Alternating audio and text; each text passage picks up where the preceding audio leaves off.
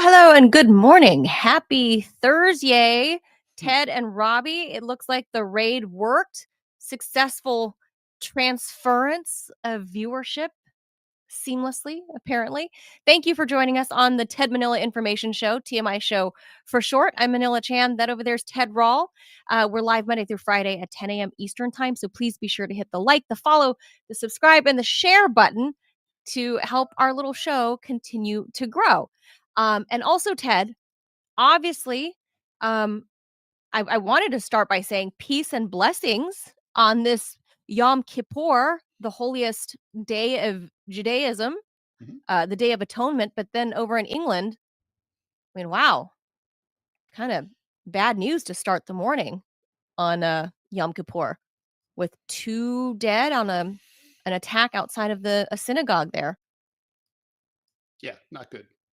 Yeah, what horrible news.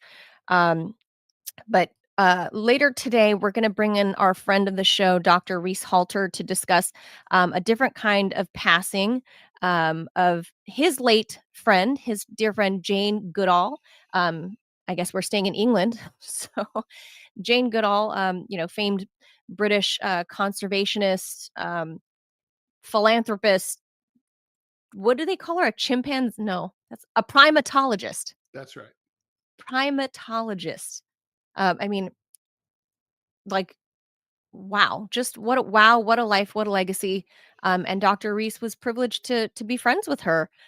He got me an autographed book from her, straight from Dr. Goodall herself. That was amazing. One of those things that like I fangirled when I got it. I was like, oh my God, like she sent me a book with her home address on it and the return label. Like, wow. But he'll join us to talk about her life and legacy a little bit later on. But first up, the other news today, in case you might have missed it, the Arab world, I don't know, Ted, we might be seeing another, maybe dare I say it, another Arab Spring in Morocco. Could happen. Um, Of all it could places. happen.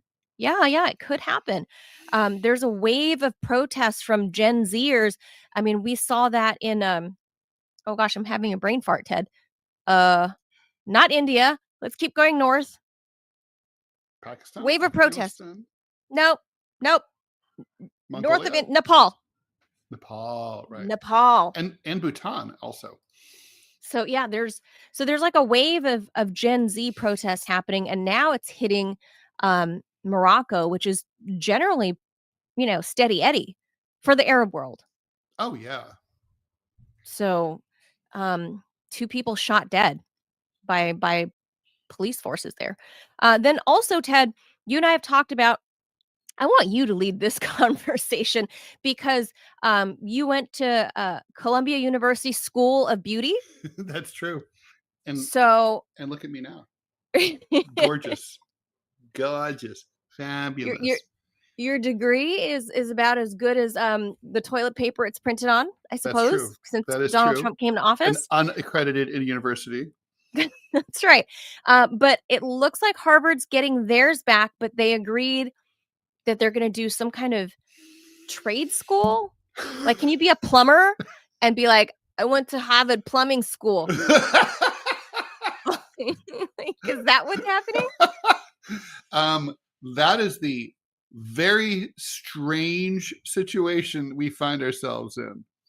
But yeah, you know what? I'm not going to throw shade on that, Ted, because we have discussed this many times on the show. Is that in the 21st century with AI taking all the jobs, the really the only careers that are going to be unscathed by AI consuming everyone's white collar jobs are going to be the trades. No, that's true. And I have often So said that, but still, Harvard doing this is very strange. Okay, that's all. I mean, this is like, it would be like Harvard School it'd of be like Plumbing. Wendy's becoming a 3-star Michelin restaurant. There's just something it's strange. Dad, I told you I just rewatched Idiocracy after not seeing Oh, it for a few years, and so good. the Dax Shepard character says, he has a diploma on his wall, and he says, It says he went to Costco law school. We are now this close to that. Yeah. It's Everybody's like, welcome to Costco. I love you. well, now you can go to Harvard and I don't know, I guess go to I wonder if the prices will be as outrageous though. Like, do you come out of Harvard plumbing school and owe $50 million or That could happen.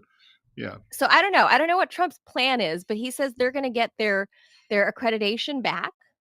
But we'll talk Oh, about the good. trade-off. We'll talk about the trade-off, Oh Ted. God. Yeah. He says their sins are forgiven. That's a Yeah. quote. They're not, however, their dignity is not around anymore. Yeah. Different conversation, Ted. At Yes. least their diplomas will still be valid. That's true. Yeah. So Yeah. yeah, it's trade-off. Trade-off. So we'll talk about that. And then of course, the main topic, talking about Hmm. Chunk the bear. Hmm. Chunk the broke jaw bear in Alaska Hmm. winning Fat Bear Week. Hmm. This just as our and Ted, everyone's starting to call him this. I guess I don't know if it's like the thing, but Pete Hegseth is they're calling him the not the Secretary of Defense anymore. They're calling him the Secretary of the War Department. Yes. Well, you know about that. I know, but like, has it become official? No, I it's thought not they were official. just. It's not official. Well, it's like the Gulf of America is not official. It's just an Oh, executive is that what order. we're doing? But so when the president orders something like a new name change, like literally the president could pass an executive order saying the state of Ohio will from henceforth be known as Boogertown. Well, every federal agency would be required to change Ohio to Boogertown in all of their memos. And like that would be, but that would not make the official state name of the state of Ohio different. It would, so Ohio would still be called Ohio, but Like all my the, Google Maps will but still say but if Ohio. the FBI, but if the FBI said, oh, the FBI issued a police report, they'd have to say, we tracked the report, we tracked the suspect to Boogertown, Ohio. Or sorry, Oh. Dayton, Boogertown. So Oh. that's what they would. So it's like the Gulf of America. The Fed's now officially in reports. Like the EPA has to say we're tracking toxin levels in the Gulf of America, but it's not. Oh. It's Okay. still according to like the National Geographic Society and all the international bodies that govern these things. It's still the Gulf of Mexico. Do we have to call him the Secretary of War? So it's it only Is that the the proper well, name now? so if no, because you're not a federal employee, so you can call it you can still call it the DoD. It's still officially legally it's Hmm. still the Defense Department, So confusing. but the executive order forces federal workers to refer to it as the War Department. So So dumb. if Congress fails to officially ratify Trump's executive order, which seems likely, what's going to happen is the next president will just ignore this and it'll just be like the secretary of it'll just be the Defense Department. Well, although the president would have to issue the new president would have to issue a revised executive order saying that it's now the Defense Department, because old executive orders remain in force unless they're Right. canceled. Like for example, President Reagan signed Executive Order 12333, which said that the United States could not assassinate anyone politically. Now, obviously, it's been a You long. mean That was in on the our 80s. soil? No, at all. That the Oh, United at States all. was not allowed to engage in We're not going to political engage in that. assassination. Okay. Obviously, Interesting. we've done that tens of thousands of times since then. So you know, Interesting. Okay. mhm, So we'll talk about that whole the fun talk about Fat Bear mhm, and other fat officials in America indeed. before Dr. Reese joins us Mhm. to talk about Jane Goodall I'm looking to forward to kind of that. wrap that up because you can't how can we not talk about Jane Goodall like that's No, she's a colossus. geez Ted like something like close to 7 decades of her being out there and doing what she was doing with the apes and Mhm. I heard that she was still Ted, you think you travel? You got nothing on Jane Goodall. Oh, that's true. Up until very recently, I mean, she died while she was on the road. She was in California, in LA, doing a talk. I guess she's not, I don't know if she just had it and then she died in her hotel or maybe one of her homes. I don't know. But um, they said she was traveling up until her 90th birthday, 300 days a year. Yeah, she died in L.A. That's crazy. What an amazing life. All right. So with that, uh, I'll get into the first story and then Ted, you take it away. 'Cause This is, by the way, this is hilarious. I'm looking at the Wikipedia page for Jane Goodall, and I just come across Gary Larson cartoon incident. I, what is 1987, Gary Larson published a Far Side cartoon of two chimps grooming, in which one discovers a blonde hair and says, "Conducting a little more research with that Jane Goodall tramp." The Jane Goodall Institute called the cartoon an atrocity in a letter That's drafted by its funny. lawyers to Larson and his syndicate, which is my syndicate. Goodall, who was in Africa at the time, thought the cartoon was funny. She called it That's her favorite funny. description of herself in pop culture. That's funny. So it was like a male, a husband chimp and a wife chimp finding her blonde hair. That's the joke. Yeah, that's the joke, and it's a That's funny one. funny. That's funny. All right, let's get to the news. All right.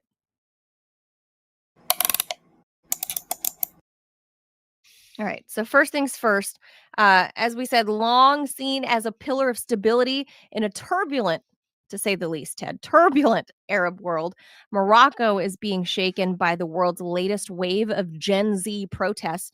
Army guards shot dead 2 people overnight, the first reported fatalities in 5 days of demonstrations across the kingdom, with more than 1,000 people already detained. It's Morocco's worst upheaval since the 2011 Arab Spring, and a worrying sign that the situation on Europe's doorstep may be spiraling out of control. On the face of it, the target was unlikely when the football mad North African nation was announced as co host of the 2030 FIFA World Cup. Many of its 38 million residents rejoiced. But, but lavish outlay on stadiums and infrastructure, part of some $35 billion of spending that are penciled in for this project over the next decade, has seen long simmering resentment over high unemployment and failing public services boil over. A leaderless, we've heard that term, and tech savvy group called Gen Z 212 is spearheading the opposition, drumming up demonstrations via social media. They've even hacked into public billboards in the heart of Casablanca to spread their message. Quote, "Healthcare first, we don't want the World Cup," is the protest chant alongside calls to end corruption. It's just the latest manifestation of growing youth anger around the globe. So, Ted, obviously, uh, the, okay, we're Americans. So yes, soccer's popular here, but it's soccer, right? It's considered like a tier 2 sport here. It's not football, it's not baseball. It's not even hockey, right? But it's growing. So maybe people in America don't get how big soccer is to the rest of the world. Getting the FIFA World Cup is huge, huge. Um so I guess the Moroccan royals and their government voted to pour all of this money into, sprucing up Casablanca to much like LA is doing for the 2028 Olympics, right? We're going to sweep the homeless under the rugs, maybe push them out to the Pacific Ocean, out to sea. Um, we're gonna we're gonna do all of that to make LA, despite having our hometown burnt down at the beginning of the new year. We're gonna make LA look shiny and pretty for 2028 for the Olympics. Morocco's going to do the same thing, except unlike Angelinos, the Moroccan youth are like, hell no, you are shining up a turd. This is not the reality here, and we're not okay with it. Unlike the Gen Zers in Los Angeles, you're kind of like, eh, Whatever, dude. bro, bro. Bruh. Take a hit of this. Let's have a taco and chill. In Morocco, they're like, hell no. We want health care. That's what they're talking Can you about, Ted. They imagine? want health care. What maniacs. Like, I read that and I was like, what? Like, that's So, happening in Morocco and by not the way, have you happening been to here? Morocco? No, I haven't. Have Mm. you? Yeah, yeah, I did. Um, I mean, I'd like to. It's on the bucket. I mean, it's just just Casablanca. just slightly pre-pandemic. I Oh, wow. yeah, no, I liked it. It is a very stable Arab country. This is a surprising thing. It definitely didn't feel, at least 5 years ago, like the kind of place that was like on edge and about to blow up. So I mean, it's interesting. If Morocco is this unstable, then it seems to me like this could be a harbinger of other things to come.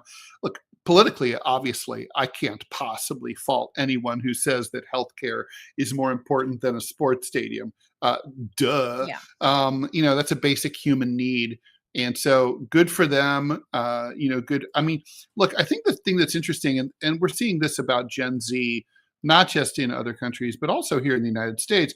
Gen Z is really like focused like a laser on the basics when it comes to politics. I mean, stuff like, we should be able to not be massively in debt from student loans. There should be some reasonable prospect of us finding employment when we graduate from high school or college. The government Healthcare, owes us water, things like healthcare and clean housing. water and to take climate change seriously.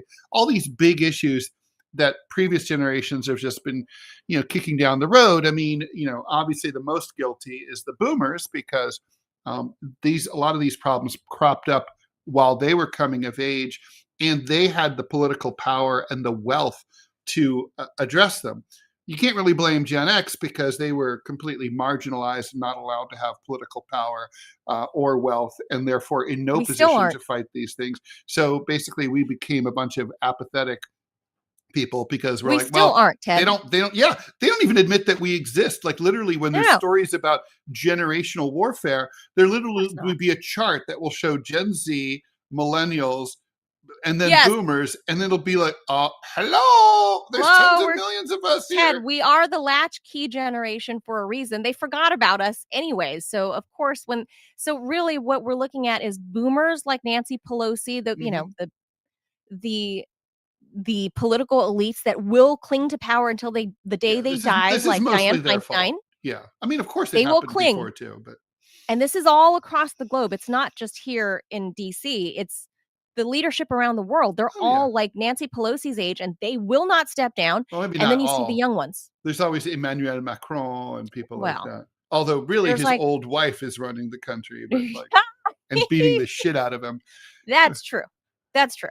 All right, we should move on before Dr. Reese Good point. pops on. All right. Let's go to your is it a rival school? Is Columbia a rival to Harvard Not or really. No, oh, okay. no, no. I didn't know if Ivy's had these No, I mean, well, beef. there's Harvard Yale is a rivalry. Oh, oh, okay. I think if I'm not mistaken, Cornell and Dartmouth are a rivalry as well. Oh, But Columbia doesn't have rivalries because we're so bad at sports that like oh, there's no rivalry whatsoever. Um, okay.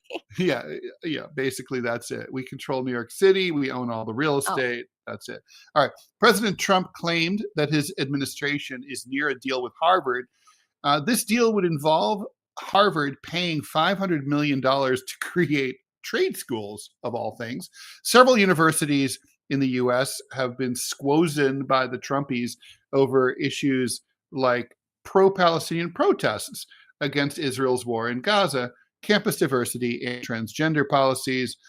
Linda is finishing up the final details, Trump told reporters at an event in the Oval Office. Linda McMahon is inexplicably the Secretary of Education and former chief of the WWE.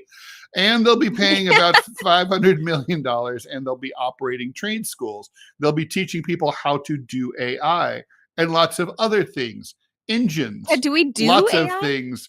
Their sins are forgiven, he added. Donald Trump needs to go to not Harvard. He needs to go to the new Harvard Trade School because he Okay, is so uneducated and No, ignorant. he It's needs to insane. go to ESL. Oh yeah, that would work. Yeah, that's true. ESL is good. Yeah. Harvard did not immediately react to the development.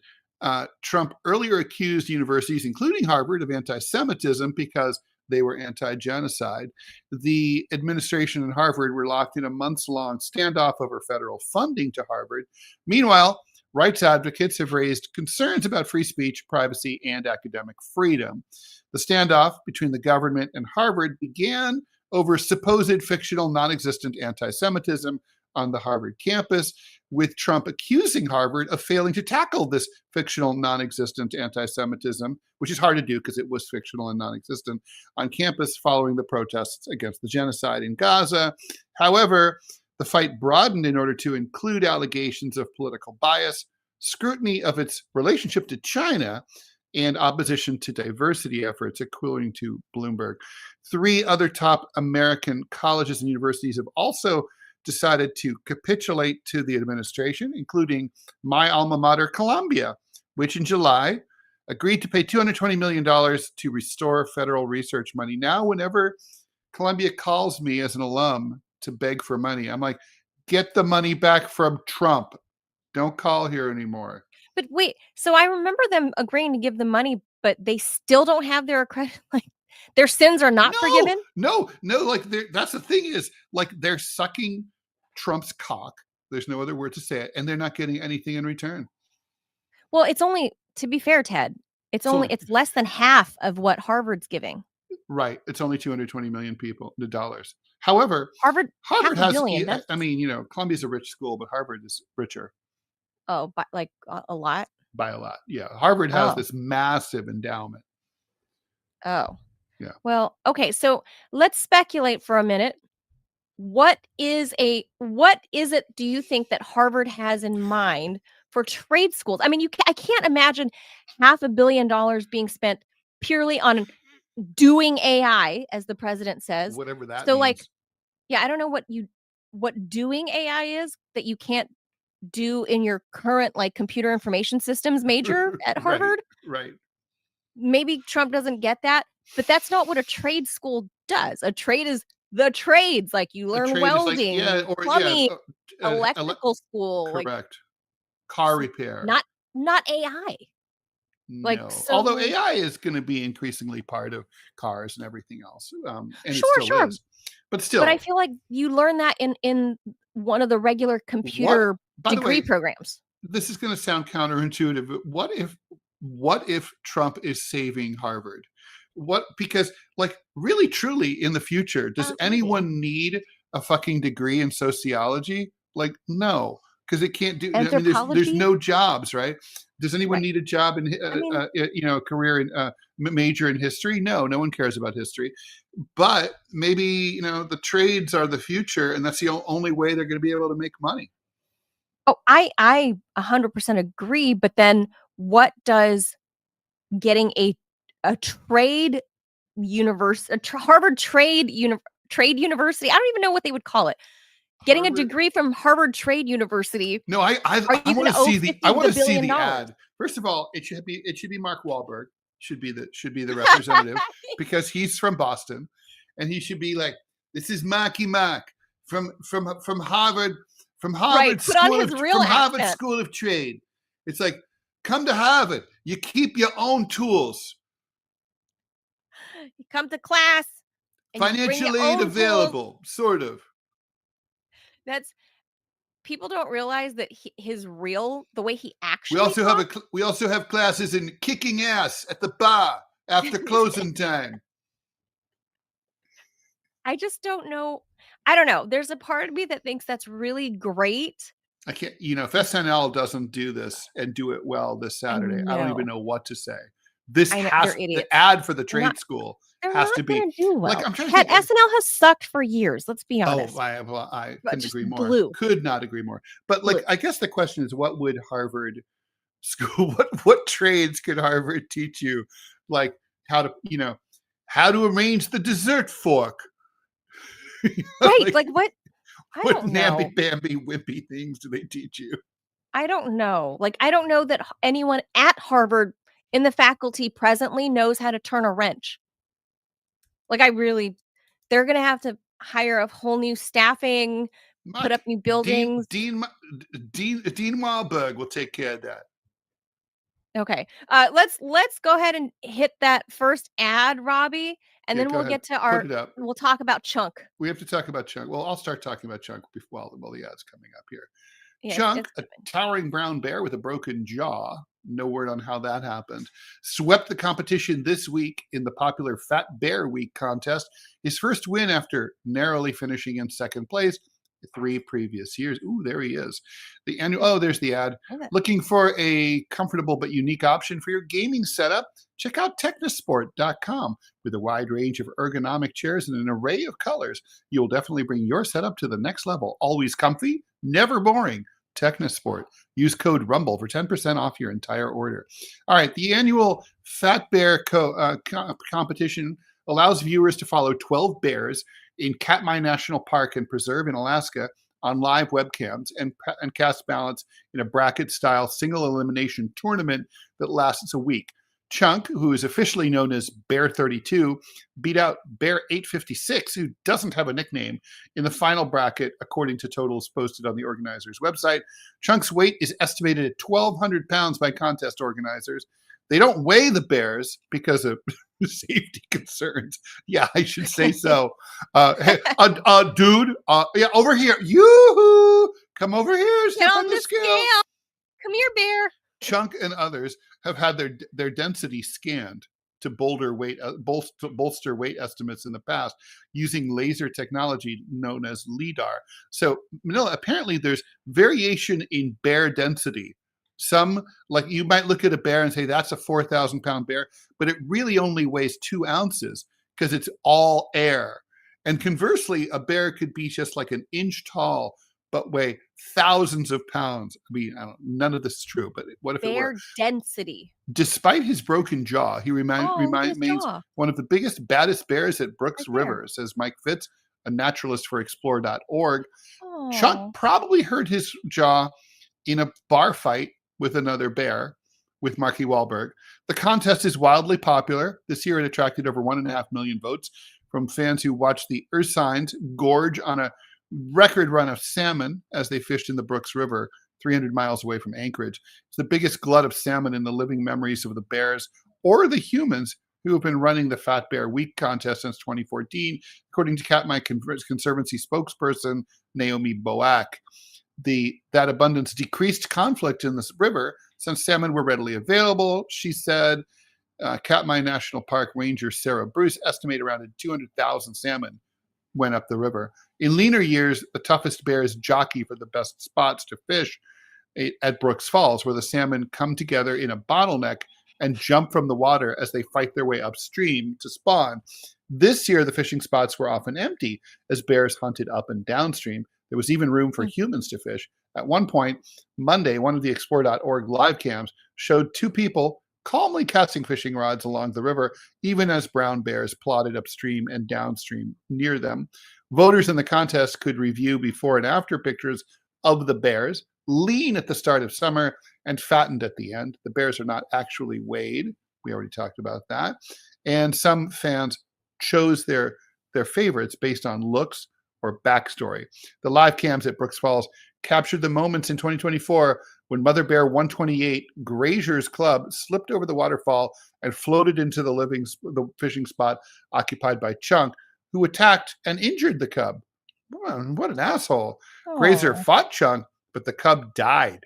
After the fight, voting fans handed Grazier a victory over Chunk. Pussies. Fat Bear Week was started in 2014 as an interactive way to inform the public about brown bears, who are the coastal cousins of grizzlies. They spend summers Oh. catching and eating as many salmon as possible so they can fatten up for hibernation in Alaska's cold, lean winters. I don't know what they mean by that. I wonder if Alaskan brown bears are different from the brown bears that live in the main, contiguous United States. I don't know, but Oh, that I don't know. We can ask Dr. Reese. I he'll see know. that he popped on. I don't know, but if you look at this year's Fat Bear winner Chunk right here, Hmm. look at that huge gash across the top of his snout. Like, it's a huge scar, and then Maybe it was caused by the cub.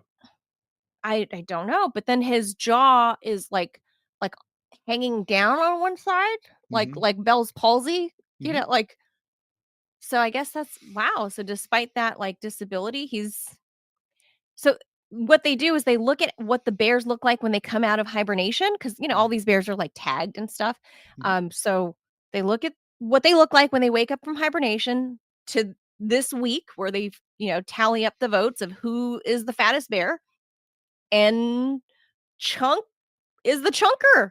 Like, he put on the most weight, I guess. But Although remember, there's the whole bear density, controversy. fight controversy of That bear could be made of helium. He could float off into he the could just ether. be a fluffy bear. He could just have a lot more hair on Yeah, on that's him than true. It's like when you sort of like when you get a cat wet and it's like suddenly like. yeah, you're like, "Oh, that's a skinny cat." Hmm. Yeah, I don't know, and I don't know, like, I didn't know that they're the cousin of grizzlies. All I know I is mean, all I would bears are not cousins be of each other in a fishing. sense, right? But Are they? I would not be fishing where this dude oh is. no, I would be like No. no. I'd be Hell fishing no. at the supermarket, at the Stop and Yeah, Shop. hell See ya. to the no. When I see these guys, trying to fatten That's a up mean. in the I gotta say, summer. that's a Mm-mm. mean looking fucking bear. I mean, he really is. I Well, mean, maybe he's he a would mean brawler me. because of the gash. He might mean me no harm, but still, I'd be scared. No, Maybe, I don't think maybe so. He irrationally. killed the other lady bear's cub Yeah, that because cub had it the coming. baby Fuck that cub. that baby bear went into his fishing area, and he was like, "Oh, hell no, little kid. Like, get out of here," and killed him. Bears are cool. So that's yeah, that's nature, man. We'll ask Dr. Reese, because Dr. Reese is here. So I'm gonna go ahead and jaws this thing and bring on Dr. Reese to talk about the whole reason um that we're bringing him on.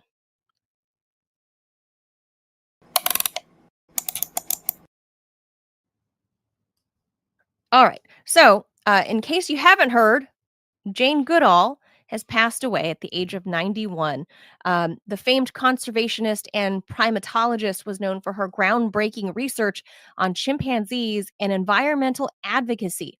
In 1957, Jane Goodall traveled from England to Nairobi, Kenya, where she worked as a secretary back then to the paleoanthropologist Louis Leakey.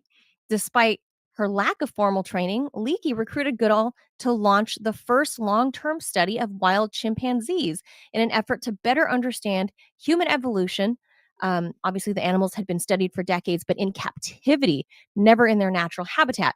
So, Goodall's first groundbreaking observation came when she witnessed chimpanzees use a grass blade to fish for termites, upending the prevailing belief that only humans could make and use tools. Yeah, now we know Goodall would, even bugs use tools. yeah, yeah. Mhm. Goodall would go on to observe the animals hunting, forming social bonds, displaying emotion, adopting other chimpanzees, and even engaging in war. Goodall parlayed her research into an appeal for conservation, and she really dedicated her whole life to that. And we are privileged to know Dr. Reese, who knew Dr. Goodall. She's written a couple of forwards in some of his books, that I know for sure. So, Dr. Reese Halter, in case you all don't know, is a conservation biologist. He's an award winning broadcaster, author. His latest book is called Generation Z Emergency. We were just talking about Gen Z making a lot of noise. Good for them. You can follow Dr. Reese on Twitter at Relentless Reese or go to his website at drreese.com. So you can see all his stuff here. So, Dr. Reese, a couple things here. Always great to see you, even though you're out in the wild and sometimes we see trees. That's And grass and horses. and Hell grass, yeah. but we're always happy to see you. Before we get to your friend Dr. Goodall, can you explain to us what is this thing about the bears? You came on just as Ted was wrapping up this whole bear thing. Yeah. Is there a difference between what Alaskan brown bears and like contiguous United States brown bears, like Not really lower 48? geographically. The main thing is, which is so cool. The main thing is the food source. So we have brown bears on the coast. They were the emblem of Cali. Mm. Down or as far, believe this or not, as South Dakota. And of course, today they're just a sliver in far north, British Columbia and Alaska. And there's also a population. I mean, there are pockets elsewhere, but there's also population in the mountains, the Rocky Mountain chain. And so they're remarkable bears. They are fisher folk. And contrary to what I just heard, actually, when you want to get close to these super predators, when they're feasting, when the salmon are running, you can get mighty close to them because they are focused on eating not the salmon, it's the uh, guts and heart and all organs of the Mm. salmon. So, what they Oh. do, because that's where the energy is, they then Oh. turf the carcasses on the shoreline, which then feeds, oh, I don't know, another 130 different species of life. And the bones give back nitrogen to the forest. So, where poor conservationists slipped, as usual, sadly, not with the heart and passion, but with the marketing, we now, there's a movement afoot that from Santa Cruz to Anchorage and everything in between on the coast, rename this as the Salmon Nation Rainforest because of the importance of the salmon. The salmon are the engineers of the entire ecosystem, coastal ecosystem. Phenomenal. And these bears are wild. What we think happened to old Fatty was he had a fight early on with one of his buds because in the animal kingdom, the dominant is the one who mates, and you're constantly challenged. And Fatty had or whatever his name is, Chunk. had Chunk. had a Barney with one of his buds, and the bud broke his jaw. Now, as Ted or you just mentioned, isn't it phenomenal? With a busted jaw or a broken bone in the jaw, he was still able to chow down. And they have to chow down because uh, in a month or so, give or take, putting time limits, but they den. And they den for and hibernate for, probably strong 5 6 months. And they're living solely on the body fat that they have accumulated. So it's very, very cool. And the sows give birth uh, while hibernating to their cubs, and they can only give birth if they have enough Oh. girth from the salmon.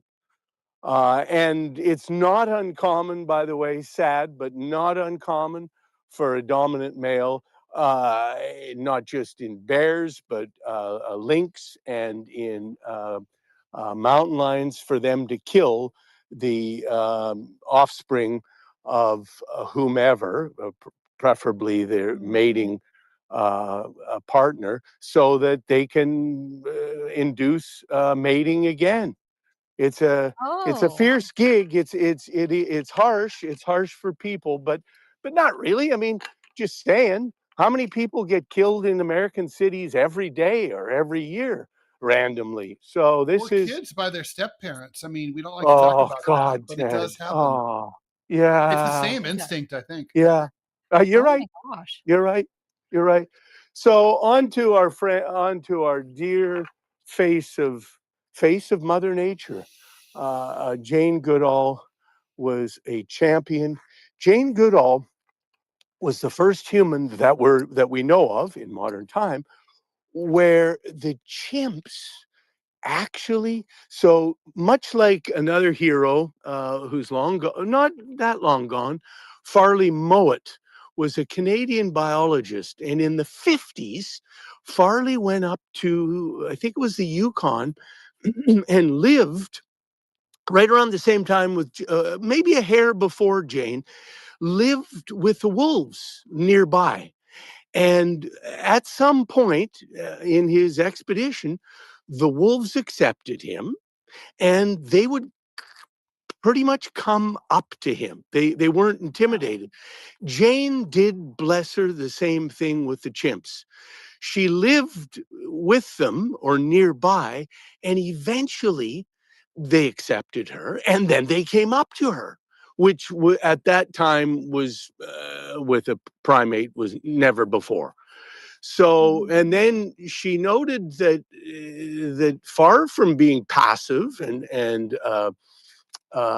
frugivores or herbivores, they ate meat, they hunted, they danced, they grieved at the loss of a loved one, and they had happy and sad occasions. In other words, they were they're our closest. We share at least 97, possibly 98% of the same DNA with them. So, and being a woman, bless her hemp Yes. socks, she up your nose men in science, and people were like, oh, Oh my gosh, oh, can we oh, touch on that, Dr. Reese? She's talked about, I mean, she's one of the people as and I've expressed this to you, I've known you for a long time. My admiration for her was that especially given her age and that in that generation, it was almost unheard of to see a yeah, woman scientist, much less yeah, go out in the field yeah. the way she did. Can you talk about the groundbreaking nature of that in and of itself in that generation? Yeah, it is. And the great thing of many great things, there's books on Jane, how great she is. But she loved animals and she followed her passion. Her mother was her main guiding force and said, just keep at it. She went and she did her science. She wasn't even in college, she was not in Oxford. She did all these observations meticulously, broke all kinds of new ground, and then with Louis Leakey, who in the day was uh, the foremost anthropologist.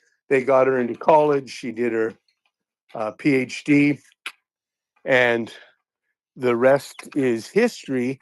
And Jane tirelessly, for decades, for like 40 years, traveled the world. She has a program called Roots and Shoots at her foundation. She has touched millions of children.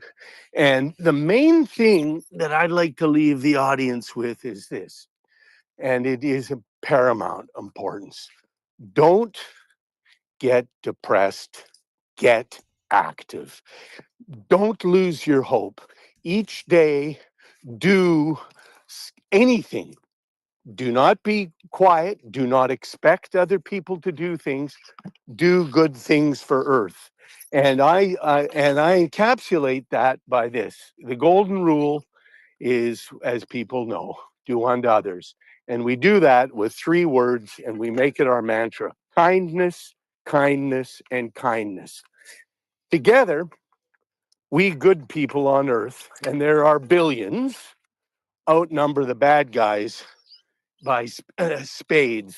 And therefore, with IA and with algorithms and data profiling and all this seductive uh, propaganda from stations calling themselves news, which is just nonsense, we're bombarded.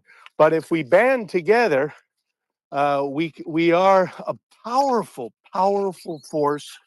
And Jane was the leader. She's passed the torch. She's a saint. She will do whatever she can in the 5th dimension on the other side to help. She's a guiding force and an exemplary human. particularly for women, because she did what men traditionally did, and she did it with grace. Unlike myself, who gets whippy as a bird dog and fired up, and people often, when I was on MSNBC, sent hateful notes saying, "You can't be a scientist, you're all passionate." Yeah, well, in your ear. But she, Jane never got flustered, and she had such a beautiful demeanor. I bet you she gave, I'm not kidding, I bet you she gave 150,000 talks in her life. And the kids loved her. And that's all. Look, if you instill goodness in a child, they will turn out to be, for most part, a good human. And Was she funny? yes, she had a sense of humor. Oh God, she had a delicious sense of humor, and such a gentle smile, a smile that would light up a room. And smiles are very disarming. If you smile, it sets a great tone in a dialogue, or just passing by. If you smile, Do you think the animals felt her calm, and that's why she was able oh to yeah, relate to the oh troops and She stuff? had a vibe, oh definitely. yeah. I mean, if I had to sort of in my life kind of put people, she was absolutely in her female form. She was the male form, in my opinion, of Jacques Cousteau, in terms of the passion, determination, and audience. And audience. Jane was a renowned advocate everywhere in the world. She has touched children on all continents and visited and helped. She and I worked together many years ago with, oh boy, it's we grew up with, some say the humans evolved and our evolution a couple 100,000 years ago really took off with our relationship with wolves, and wolves eventually became dogs, as most know that. And the story in Australia is quite interesting.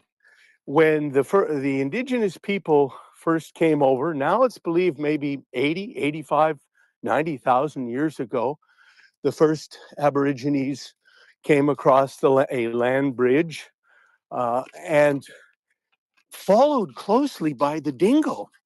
Now, the dingo is a dog, is a canine, and the dingo is the largest land predator in Australia. And much like America, oh, it hurts me to tell you this.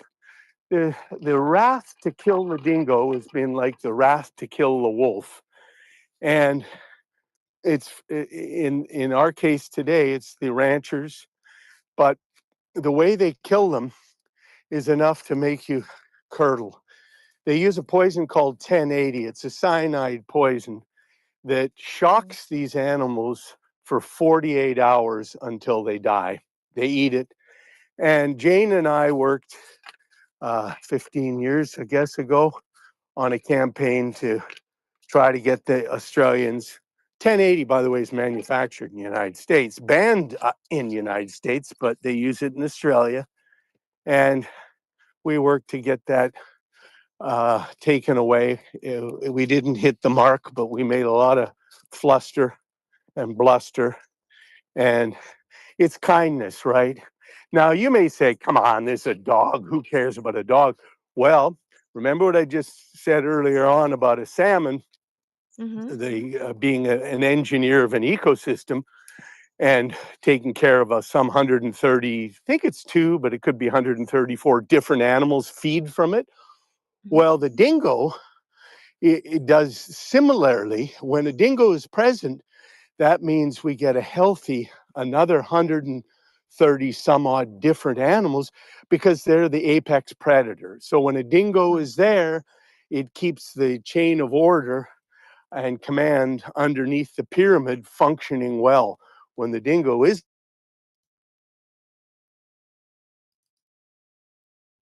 Oh, Dr. Reese, we lost your audio. Oh, There you are. ranchers, it's, I gotta say, and it hurts me. We know we know how to, Ted. We know how to paddle forward, and paddling forward, Ted and Manila, is not having more cattle, right? It's backing off on meat. However, if you look at a world graph on cows and meat production, it's just going right hell bent for leather to the moon. And with the cattle, as the audience may or may not know, they need grass. And when we use grass, that means we're taking away arable food land, and grass takes water, and we've run out of area and to grow human food.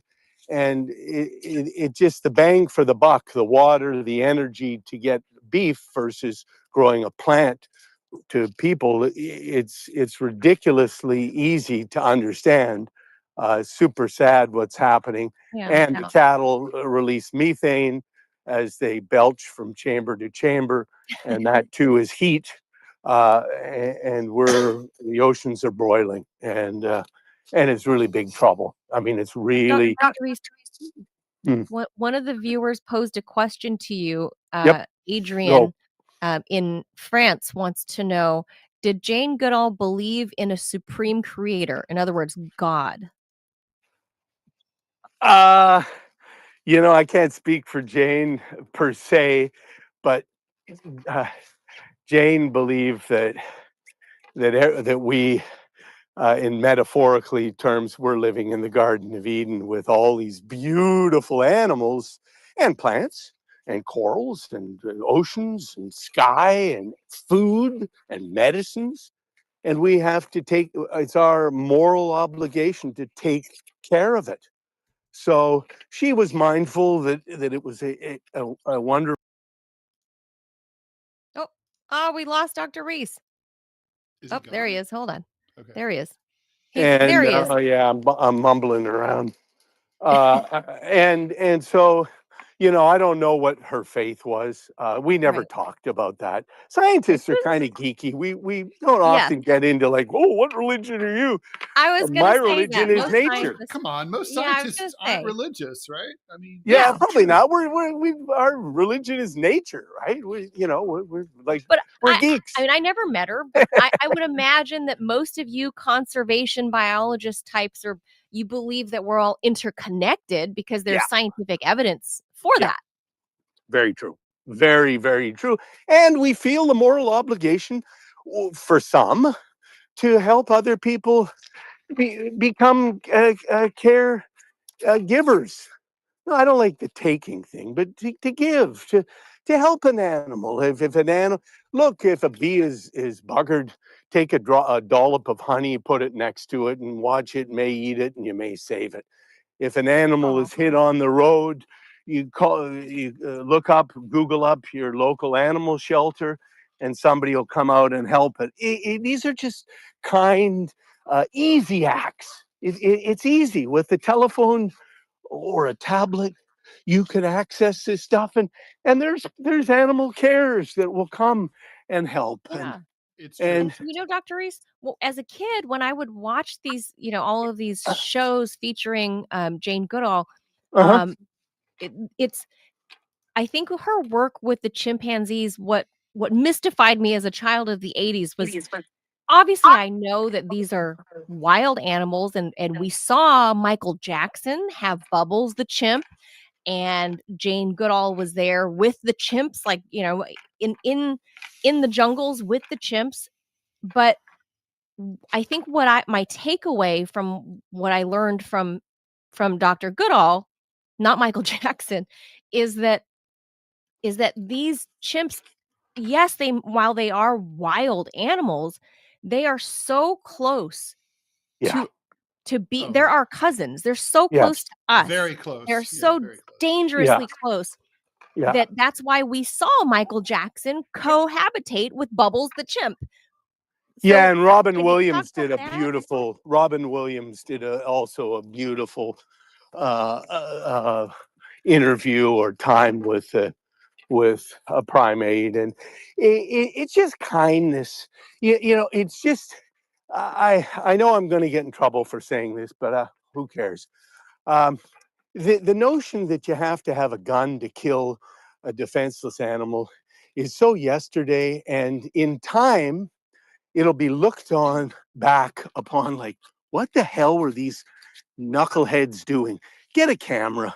Just get a camera. You want to be a man or a big woman who thinks you're a man or whatever. Get a camera. Get up close. And if you're wealthy, booyah, buy 50 billboards or 500 billboards with your name. You got to have your name. Oh yeah, and the animal, and it's alive. That's all. The thrill of stalking with a camera is just as cool as with a dumbass sniper rifle where the Mm. animal has no chance.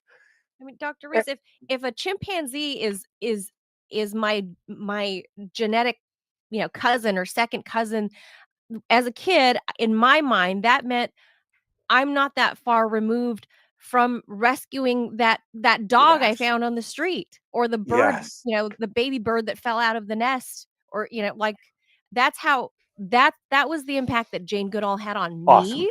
I was the awesome, kid that brought home every stray creature, every like, I was awesome, that kid at a awesome. menagerie at home.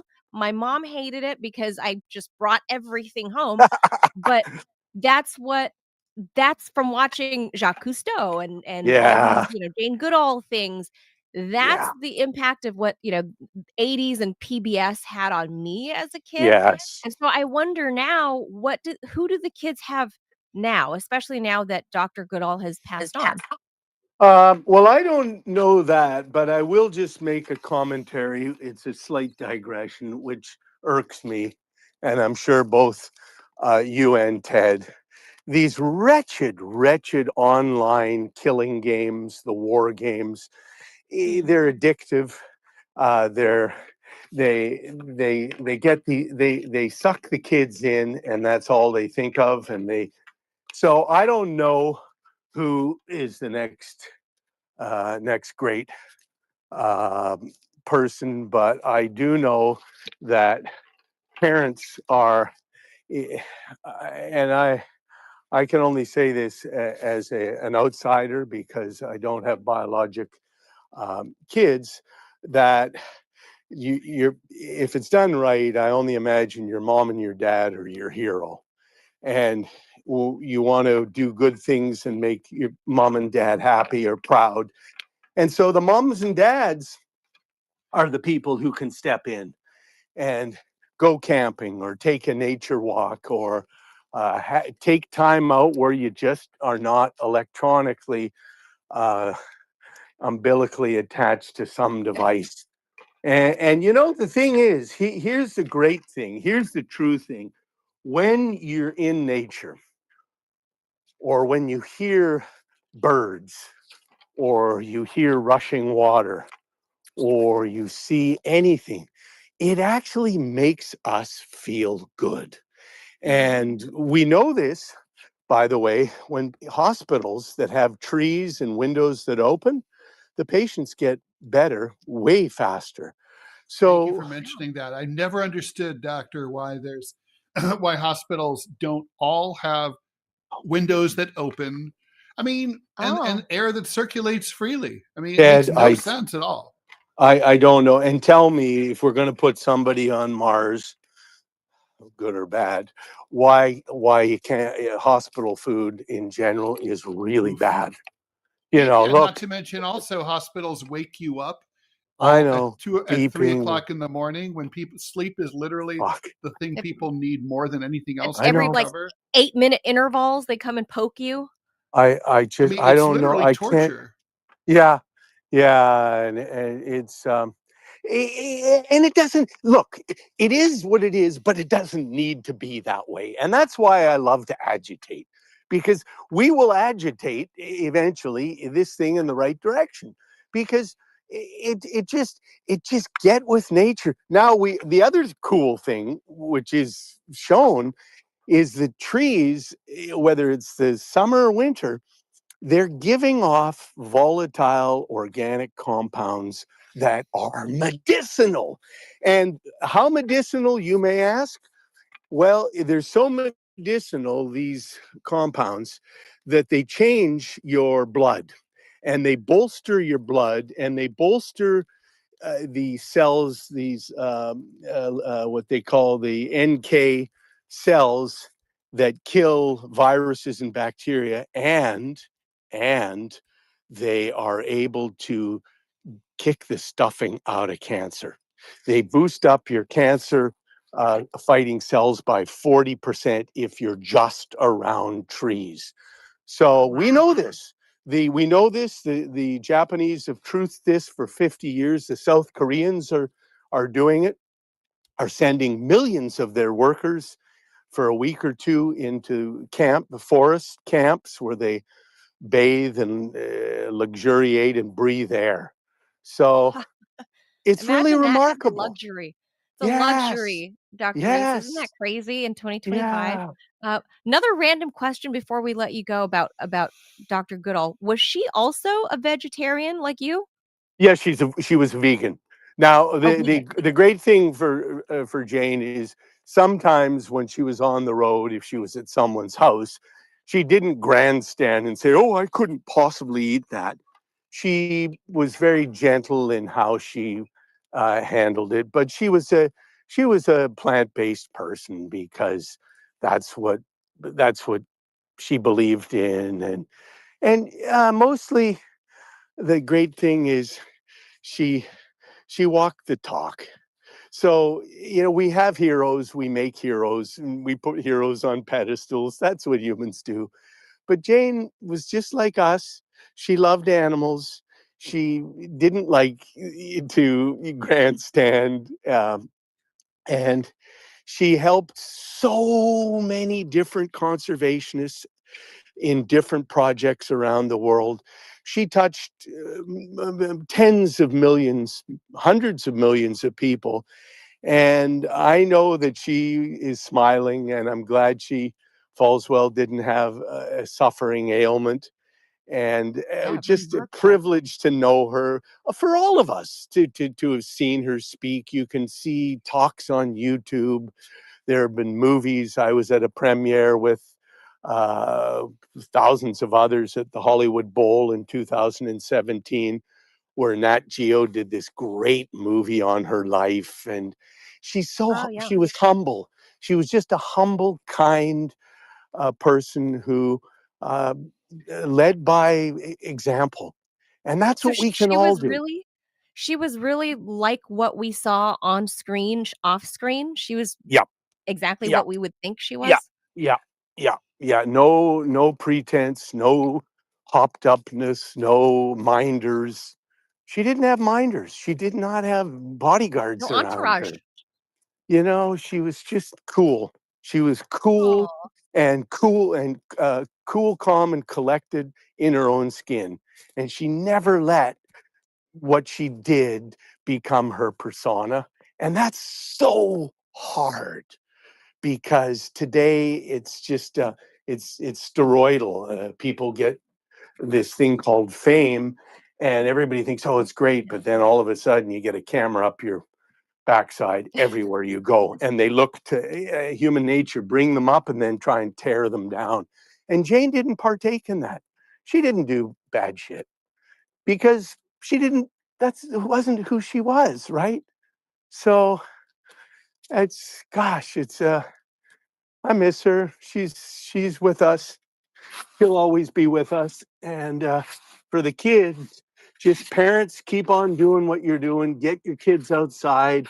Grow a garden. If you live in an apartment, get a couple potted plants, uh, and spend time with your kids. Have meals with your kids. Talk about nature and why it's so cool. And that's the best we can all hope for, right? yeah. She actually, what I recall reading about her, her son was born in the late 60s, and she said that what she learned from Yes. living with the chimpanzees, that her son, his nickname is Grub, that she raised him for the first 3 years exactly as a chimp mother would raise her little ones. Yeah, I read that too. Isn't that just well Yeah, with love and attention and some attached at focus? the hip is what she Yeah, said. Yeah, like yeah, focus. that she said that Well, humans, should do that. And, her son, I don't her son is starting to speak out now. It's just such a heartwarming story when you learn about one of these icons. She's an icon. yeah, yeah. Well, she was real. That's Jacques so Cousteau cool. was like that too. Very, very real. Oh, They weren't don't caught tell up me you in knew this. him too. I did meet Jacques, and uh, they. I mean, they're yesteryear, right? I mean, that's I guess people weren't as affected. Today, the affectation is ridiculous, and it's ever present. So all we can all do is roll up our sleeves. I think I'd like to leave everybody with this: we all matter. Everything we do individually matters, and every kind act, good act, not because you're going to be rewarded, but because it's the right thing to do, is what each of us can do. It's easy. It's a behavior thing, Ted, and we can change behavior. We know bad behavior and we know addictive behavior, but if you set your mind to it, every parent and their children, I hope know this. You can do anything, and no means go away and regroup. And we need goodness. And goodness, in my little understanding, was all I know. And whether it win, lose, or draw, if you never give up, you never lose. And that's all we can all hope for and keep hope alive. Yeah. Yeah, I love this, Dr. Reese. Ted, unless you've got anything else, I'll let the good doctor go. Thank you. Dr. Keep Reese. good. Oh, Ted, you're muted. Dr. Reese, thank you so much for sharing your Thank you, memories doctor. about Jane Goodall. It's so cool to, to know you, and we trust what you have to say, and you knew Jane Goodall. How freaking cool is that? And obviously you're keeping up the good work. I mean, she's much older than you, and you're carrying on that torch as well. So we appreciate you. Thank you, Dr. Reese. Okay. Ciao, ciao. Bye, doctor. Thank you. Bye-bye. Bye. How cool is that? Dr. Reese knows like all of the I was like, "What? You knew Jacques Cousteau?" Like, Yeah, it's yeah, cool. but Ted, none of these people now, like, there is no who's today's Jane Goodall? Who's today's Jacques Cousteau? Like, Steve Irwin is dead. Jeff Corwin, but now you have all of these like social media influencers that Yeah. do these stupid things out in nature for clicks. They're not Well, a Jane Goodall. Well, part They're of it not. is that, look, in fairness to the influencers, I'm sure that some of them would love to have had the opportunities that like Dr. Goodall or Jacques Cousteau did. Look, those guys got because we lived in a pre-atomized media environment. If you ended up on PBS with your own nature special, everybody watched that show, right? Yeah. So you were part of and not to mention, it was probably given a pretty decent budget. I mean, Jacques Cousteau had a good budget. He got lots of big donations from scientific institutions. So if you have that kind of big support and exposure financially and in terms of just the support structure of distribution of your work, yeah, I'm sure you can do more than just go and poke an animal and make dumb noises. But everybody is now doing media on a shoestring budget like we are. And Yeah. I mean, imagine what you and I Part could of it. do with a studio and, a A staff of team, like a full staff. 15 people, board op so we could take calls. There's, all the bells and whistles, the licensed pre-roll, being able to go out on the street. I mean, I worked Lawyers that in have the our mid back. 90s. I worked for ABC News at the lowest possible level. I did an interstitial 5 to 7 minute thing for ABC World News Now, which aired from 3 Mm. to 5 a.m. We used to joke more security guards get their news from ABC World News now than any other source. And like, even so, there was a budget. We had access to all of the ABC archives. If I wanted a camera crew to go do like a little shtick about like mass transit, they'd go out on the subway with me and film it. It's different when you have that support. Those guys had that. They were part of a communal mass culture, and we don't have mass culture anymore. I mean, honestly, I don't know if I've ever heard a Taylor Swift song, and she's one of the most famous entertainers in the world. I I don't know the yeah, I title of a don't. Taylor Swift song, not Oh, one. I don't know if I know the titles, but I know some of them. They're catchy. Like a You don't know the title of a bump. and you're 20 years younger than me. You don't know a Not 20 single, quite. well, No, 20, I don't know the 15. names. So that's what I'm No. saying. It's not, this isn't about you being stupid. What this is about is like our culture is so atomized that you can be worth Yeah. $1 billion and be incredibly famous and sell out stadiums and have most people don't have a clue about what you do because we're in such an incredible. That wasn't true about the Beatles. I mean, there was like, you could hate the Beatles and never go see them.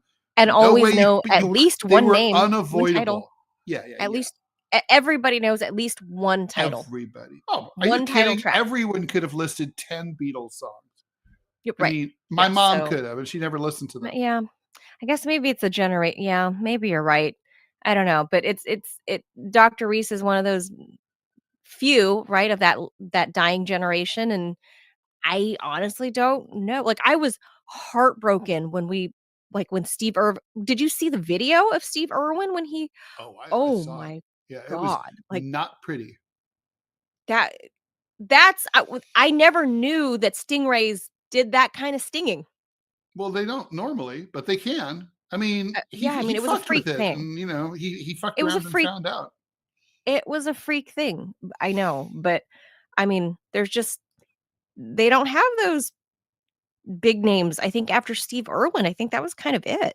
Well, we have no big names in anything anymore. Like a It's like universal a ubiquitous name. I didn't get small. It was the movies that got small. But that's basically that's all of our culture. I mean, there's never going to be a political cartoonist like Jeff McNally ever again because he had like incredible market dominance. There will never be a Mm, band like the Rolling Stones ever again because of right. same reason. Um, you're even though the number of Yes, you're right. politicians is fixed, the number of star politicians is now great, is basically increased, right? So, every It's diluted loudmouth now. congressman has a voice, which means that like no one has a monstrous voice, right? There's like, think Yeah, about the Democratic Party.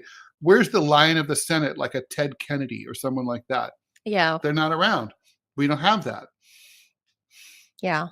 Yeah, I guess the era has just changed and especially, when I do think of, like, nature stuff, I mean, I talk to Dr. Reese all the time, so he knows, the weird little, things I do with my son, like composting or, like, we look at, like, bugs and plants and stuff under his microscope that he got for Christmas last year, and, like, we do all that stuff. We plant things. He just planted a Very cute. potato. So we do all, like, even though we're city folk, like, I still want him to understand how he loves science. He loves this stuff. Um, but there is no show that my dad used to turn on PBS, and that's where I watched Jacques Cousteau. Or, you find things about Jane Goodall on there's nothing like that now. So how do you even teach kids when it's like more digital than ever? That's why I asked Dr. Reese, like, who is a name that's out there now? Like there isn't one, I feel like. So And there can't be, that's really the point. I know. I That's mean, the think sad about, part. okay, I mean, just think about like authors. There can't be another John Grisham or a Stephen King or any of those Mm, mass market big yeah, I stars. guess. You go to a rec, I mean, you go to a bookstore and you'll be like, oh, I know who Ta-Nehisi Coates is or whoever, Yeah, but yeah. like most people don't, you know? Well, Stacey Abrams is probably more famous as a sensual young adult writer than she is Oh, that's a true. politician. Yeah, that is probably true. More women recognize her name as a, a sensual writer. Yes, it's like soft porn, right? Basically. Yeah. Yeah. It's yeah, basically housewife soft porn books is what she writes. Hmm. Good for her. So, yeah, she found her niche. Failed politician, successful soft porn book writer. Awesome.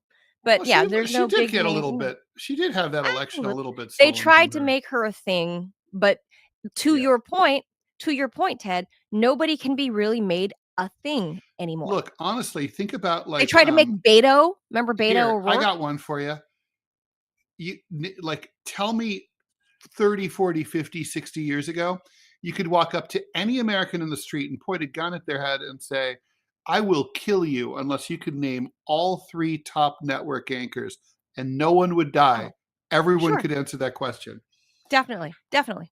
You know, Definitely. that's not true now. That's not true anymore. So yeah, that's my point. Is like Like the I barely know David the Muir on Democrats were, ABC, and that's it. I don't even know who hosts the NBC Nightly News I don't know. or the David CBS Evening News. I Wait, don't know. ABC, maybe that's David Muir? ABC is David Muir, but I don't know who's on the other 2. I don't know. I'm from the industry and I don't even know. Like, You see my point, right? And think about what a colossal job that was. I mean, to I know be Meet the Press is Kristen Welker, right, but think but I about only that, remember that because she was my neighbor. So, right? Like I know George Stephanopoulos is on this week with oh, on ABC. yep, yep. But I mean, but you would know these things, right? I mean, Yeah. 50 years ago, everyone knew, and that doesn't exist anymore. So, like yeah, okay, I watched The Five, and we have there so much won't stuff be a going Jane in Goodall. out of our brains. Maybe it's just because I'm retarded, but like I watch The Five every day on Fox every day, and like let me just say, I I know that there's some blonde chick who used to be a press secretary. I don't know her name. No idea. She, Dana Perino, oh yeah, the that's right. Her Bush name press is secretary. so not, and she's a very like Dana striking Perino. person and memorable, sort of, but I just don't remember. So it's Yeah, just she's likable. yeah, she's likable. Um, Dana Perino. Yeah. Dan Gutfeld, I remember his name. Kennedy's on there, but it's like I have to like Greg Gutfeld. Greg See, you didn't Gutfeld. remember his name. You called him Dan. Oh God, good point. Well, he should change his name to Dan. Dan would be a better name for him. Greg, he's Greg Gutfeld. Yeah, that sucks. And he went to Berkeley. That's as much as I know. Yeah, I don't know who's on there now after the Kim it's Guilfoyle also weird because blow Gutfeld's up. funnier on not his own show. Really? Like, yeah, like I his don't own really show watch, so blows, but like when he's like on the Five or whatever, he's pretty funny. when he's a panelist. Yeah.